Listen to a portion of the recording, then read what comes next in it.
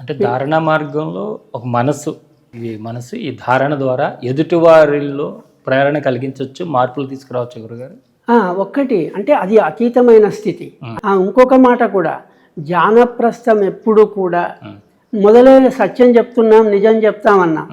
ఇప్పుడు ఇక్కడ మభ్య పెట్టడం కానీ, ప్రలోభాలకు కానీ, ఆడంబరాలకు కానీ అవకాశం లేదు. అంటే ఉన్నది ఉన్నట్టుగా, ఇది వస్తువు, నీకు ఇష్టమైతే తీసుకో, లేకుంటే లేదు. నీకో నమస్కారం, వాళ్ళకో నమస్కారం. అంటే అనారోగ్యంతో ఉన్న చిన్నపిల్లలకి ఈ ధారణ మార్గం ద్వారా ఎలా ఉపయోగపడుతుంది అన్నప్పుడు మరి ఎలా? ఇది కరెక్టే. ఇప్పుడు తల్లి ఏం చేస్తుందంటే చిన్న పిల్లలకు పాలిచ్చి పెంచుతుంది, ఉగ్గు పాలు పెట్టి పోషిస్తుంది. తర్వాత ఏమైనా ఆయాసం అయితే వాళ్లకు చికిత్స చేస్తుంది. అంటే ఆ బుద్ధి తెలిసే వరకు, ఎవరికైనా బుద్ధి తెలిసే వరకు సుమారు 5 సంవత్సరాలు 4 సంవత్సరాల వరకు తల్లి యొక్క మనస్సు ద్వారా పిల్లవాడిలో మార్పును తీసుకొచ్చే అవకాశం ఉంది. అంటే తల్లి ధారణతో పిల్లవాడు ఆరోగ్యం అవుతాడు. ఆ పిల్లవాడు కూడా తల్లి పక్కలోనే పడుకోవడానికి ఇష్టపడతాడు. అంటే వేరే ఒంటరిగా పడుకోలేడు. కనుక తల్లి ద్వారా ఈ పిల్లవాడిలో ధారణా మార్గాన్ని ఉపయోగించి ఆరోగ్యపరిచే అవకాశం ఉంది. కానీ దీన్నే మళ్ళీ పెద్దలైన తర్వాత తీసుకొచ్చి ఒకరి ద్వారా ఒకరికి ప్రవేశిస్తామంటే కుదరదు. ఇక్కడనేమో బుద్ధి లేదు ఎవరికి, పిల్లవాడిలో. లాజికల్ మైండ్ పనిచేయనంత వరకు పనికొస్తుంది. కరెక్ట్. ఎప్పుడైతే వీడు స్వతహాగా ఆలోచనలు మొదలవుతుందో అప్పటి నుంచి అప్పుడు కుదరదు. అలాగే దీంట్లో సాధన పెంచుకొని ప్రాపంచికమైన సమస్యల్ని దూరం చేసుకోవాలని కూడా కొందరు అనుకుంటారు.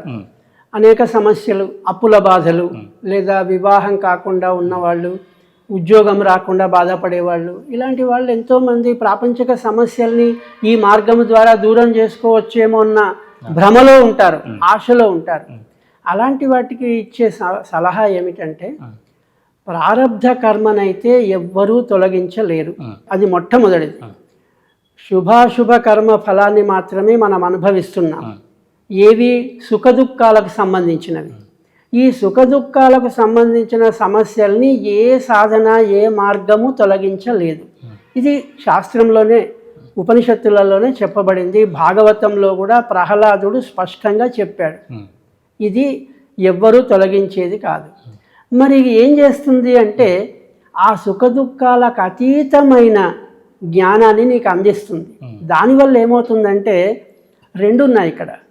నిద్రపోతున్నావు, ఒక పేషెంట్ ఉన్నాడు, బాగా జ్వరం వచ్చింది లేదా ఆయాసం ఉంది, కానీ పగలంతా ఆయాసపడ్డాడు, రాత్రి ఏదో కాస్త నిద్ర పట్టింది.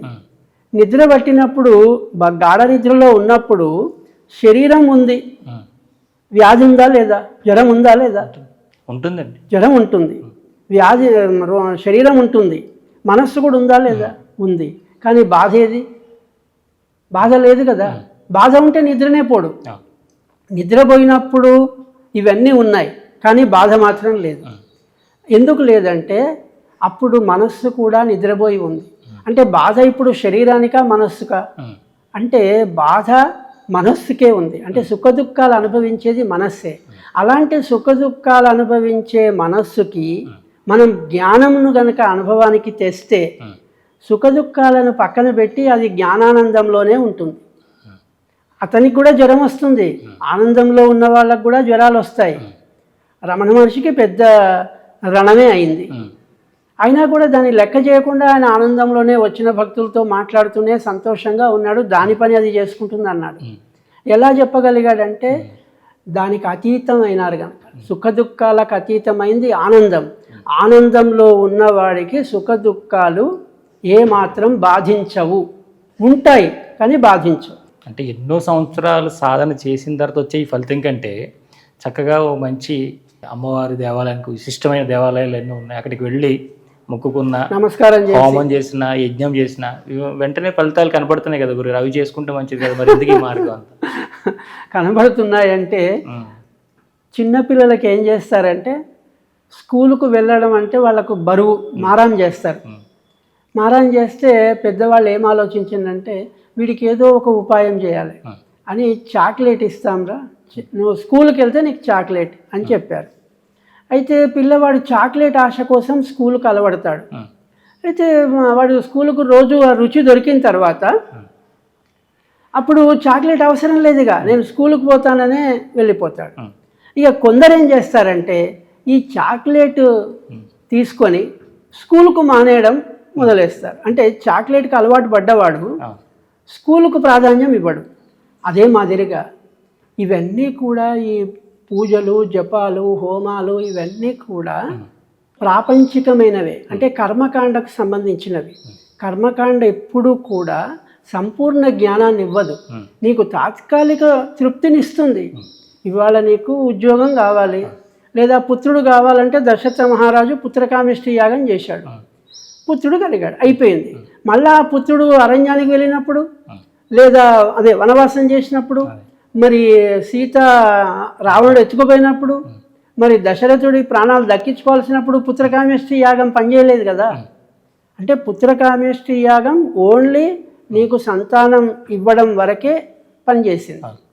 అదే మాదిరిగా ఇప్పుడు చేసే నమస్కారాలు, పూజలు ఫలితం ఇస్తాయి, పుణ్యం వస్తుంది, పుణ్యఫలం కూడా వస్తుంది. విశేష పుణ్యఫలం చేసుకుంటే, అంటే ఏదో వ్యాపార దృష్టితోటో మొక్కుబడిగా చేసుకుంటే వేరు. అయితే కనీసం మానవులు ఆధ్యాత్మిక మార్గంలోకి రావాలంటే ఏదో ఒక వాళ్ళను ఇవి కల్పించారు. మన సత్యనారాయణ వ్రతంలో నారదుడు విష్ణుమూర్తి దగ్గరికి వెళ్ళి, భూలోకంలో జనులందరూ కూడా సంతానం లేక దరిద్రంతో బాధపడుతున్నారు, వాళ్ళకి ఏదైనా ఉపాయం చెప్పమంటే ఆయన సత్యనారాయణ వ్రతం చేసుకోమన్నాడు. అయితే ఇప్పుడు సత్యనారాయణ వ్రతం చేసుకున్నందువల్లనే పుత్రుడు కలగడము ఇవన్నీ జరిగితే ఇక్కడ మోక్షం కూడా మరి సత్యనారాయణ వ్రతం వల్లనే కలగాలి కదా. ఆయన మోక్షం కోసం అడగలే, నారదుడు అడిగింది విష్ణువుని మోక్షం కోసం కాదు. మరి మోక్షం అనేది వీటన్నిటికంటే అతీతమైంది. మోక్షం అట్లుండనండి, ఈ ఈ సాధక బాధకాల అన్నిటిలో కూడా ఆనందం లభించాలి కదా, శాశ్వతానందం లభించాలి. ఒక మాట, మీరు భువనగిరి రావడానికి ప్రయత్నం చేశారు, మార్గంలో మీరు కోరకుండానే గట్కేసర్ చూశారు, బీబీ నగర్ చూశారు, ఇంకా చిన్న చిన్న గ్రామాలన్నీ చూశారు. మీరేం కోరుకోలే, మీ కోరిక ఏమిటంటే భువనగిరి రావడమే. అయితే ఈ జ్ఞానం ఏమంటుందంటే నువ్వు మోక్షానికి వెళ్ళడానికి ప్రయత్నం చెయ్యి, దారిలో ఇవన్నీ వస్తాయి. నువ్వు అడగకుండానే ఉద్యోగం వస్తుంది, అడగకుండానే పెళ్ళి అవుతుంది, అడగకుండానే పిల్లలు అవుతారు, ఇవన్నీ కోరకుండానే జరుగుతాయి. నువ్వు కోరుకున్నది ఏమిటంటే ఆవలి తీరం, లాస్ట్ స్టేజ్ కోరుకున్నావు. ఈ మధ్యలో ఉన్న స్టేజీలన్నీ కూడా వచ్చిపోతాయి కదా, ఇవన్నీ రాంది అది రాదు కదా. నీ ప్రారబ్ధ శుభాశుభ కర్మ ఫలాన్ని అయితే అనుభవించాలి కదా. అనుభవించడానికి నువ్వు చేసే ప్రయత్నం ఈ ఒక్క స్టేజీ కోసం కోరకు. నువ్వు ఇప్పుడు భువనగిరి రావడానికి గట్కేసర్ ఉంది, ఫస్ట్ గట్కేసర్ దగ్గరికి వెళ్దాం అంటే అక్కడ దిగి మళ్ళీ బీబీ నగర్కి రావాలి, అక్కడ దిగి మళ్ళీ భువనగిరికి రావాలి, ఏది ఇట్లా కోరుకుంటే మనం. కానీ ఒక్కసారే నువ్వు మోక్షాన్ని కోరుకో, ఆనంద జీవనం కావాలని కోరుకో. ఆనందం ఇవ్వడానికి భగవంతుడు రెడీ ఉన్నాడు, సిద్ధంగా ఉన్నాడు. మనం ఆనందాన్ని కోరుకోకుండా ఈ చిన్న చిన్న వస్తువులు, పెళ్లి కావాలని, ఉద్యోగం కావాలని, ప్రమోషన్ రావాలని, విదేశాలు వెళ్ళాలని కోరుకుంటున్నా. నేను మొత్తం ఇవ్వడానికి సిద్ధంగా ఉన్నా, టోటల్ నీకేం కావాలో. అంటే ఈ జీవిని ప్రాణంతో నిలబెట్టడం కోసము ఏమేం కావాలో అవన్నీ ఇస్తాడు. అవన్నీ ఇవ్వకుండానే వస్తాయి. అదే వాస్తవ రహస్యం ఏమిటంటే భగవంతుడు ఇచ్చేది ఏం లేదు, మనం చేసుకున్న శుభాశుభ పుణ్యకర్మ ఫలాలనే ఇప్పుడు అనుభవిస్తున్నాం. మనం ఇవాళ ఈ రోజు ఇక్కడ ఈ సమయంలో మాట్లాడుతున్నామంటే మనం గత జన్మలో చేసుకున్న మీ కర్మ ఫల విశేషము, నా కర్మ ఫల విశేషం వల్లనే మనం ఇక్కడ కూర్చొని మాట్లాడుతున్నాం. ఇది సహజంగా జరిగేదే, ఇందులో భగవంతుని యొక్క ప్రమేయం ఏమి ఉండదు. నువ్వు చేసుకున్నావు, నువ్వు అనుభవించు అంటుంది. అప్పుడు ఆత్మ సాక్షి మాత్రంగానే ఉంటుంది. మరొక ఉదాహరణ ఏమిటంటే సూర్యుడు వెలుగుతున్నాడు ఆకాశంలో, సూర్యుడు రాంది వినహ ఎవ్వరు ఏ పని చేయలేరు. సూర్యోదయం అయితేనే మన నిత్య కాలకృత్యాలన్నీ, నిత్య కార్యక్రమాలన్నీ జరుగుతాయి. కానీ సూర్యుడు ఏమంటాడంటే నువ్వు రికార్డింగ్ చెయ్యి, నువ్వు ఛానల్ చెప్పు, నువ్వు వేరే వ్యవసాయం చెయ్యి, నువ్వు ఉద్యోగం చెయ్యి అని సూర్యుడు చెప్పట్లేదు కదా.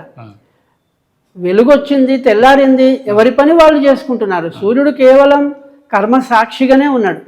అదేవిధంగా మన ఆత్మ సాక్షి కూడా అలాగే ఉంటుంది.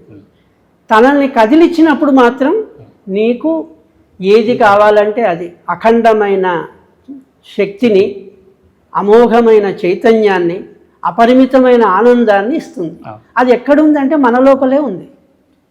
ఇప్పుడు మన లోపలనే ఉంది. మనం బయట భగవంతుణ్ణి వ్రతం చేసి అమ్మవారికి దేవాలయంకు వెళ్ళి నమస్కరించడం కాదు. ఏ అమ్మవారిని నువ్వు బయట కొలుస్తున్నావో ఆ అమ్మవారు నీ లోపలనే ఉంది. నువ్వు అది గుర్తించి పట్టుకుంటే చాలు, అవన్నీ వచ్చేస్తాయి.